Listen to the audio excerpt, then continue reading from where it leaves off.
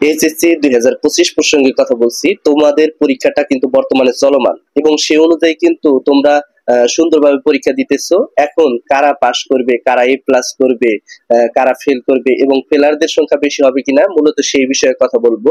তো মূল টপিক চলে যাওয়ার আগে একটি রিকোয়েস্ট থাকবে, যারা এখনো নতুন অবশ্যই চ্যানেলটি সাবস্ক্রাইব করে পাশে বেল আইকনটি বাজিয়ে দাও। তো সামনে সকল আপডেট আমার কাছ থেকে পাবা। শুরু করা যাক। দেখো প্রথমত কারা পাস করবে। এখন যাদের খাতায় হাতের লেখা সুন্দর থাকবে তারা কিন্তু পাস করবে। এখন অনেক শিক্ষার্থী আছে হাতের লেখা একদম বোঝাই যায় না, কি লিখছে না লিখছে এটা কিন্তু বোঝা যায় না, সেক্ষেত্রে ওই শিক্ষার্থীগুলা কিন্তু মাস্ট বি তারা ফেল করবে।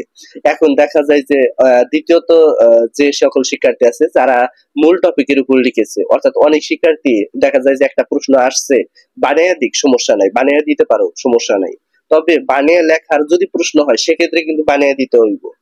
এখন বাংলাদেশ ও বিশ্ব পরিচয় বা সমাজ নিয়ে যে সাবজেক্ট গুলো আছে এই সাবজেক্ট গুলাই কিন্তু বানিয়ে লেখা যায়, সেক্ষেত্রে বানিয়ে দিলেও কিন্তু শিক্ষকেরা মার্ক দেয়।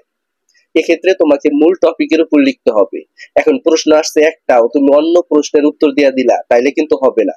আর তৃতীয়ত যারা ওএমআর শিটে ভুল করবে না তারা কিন্তু পাস করতে পারবে।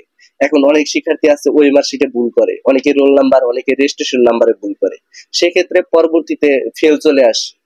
আর যখনই সে বোর্ড চ্যালেঞ্জ করে তখন কিন্তু আবার পাস আসে।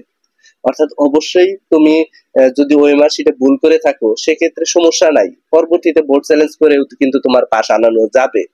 এখন চতুর্থত এমসিকিউতে যাদের সেট কোড লেখা না থাকবে।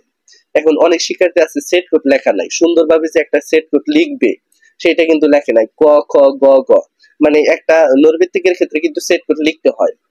এখন সেট কোড যদি না লেখো সেক্ষেত্রে ওএমআর শিট যে মেশিন দিয়ে দেখবে তারা কিভাবে পর্যবেক্ষণ করবে, এক্ষেত্রে কিন্তু একটা বোর্ড কর্তৃপক্ষ একটা দ্বিধাদ্বন্দ্বের মধ্যে পড়ে যাবে, সেক্ষেত্রে কিন্তু ওই ধরনের শিক্ষার্থী ফেল চলে আসবে।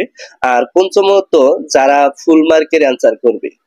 এখন অনেকেই ফুল মার্ক বানিয়ে লেখুক সমস্যা নাই, অনেকেই কিন্তু ফুল মার্কের অ্যান্সার করে।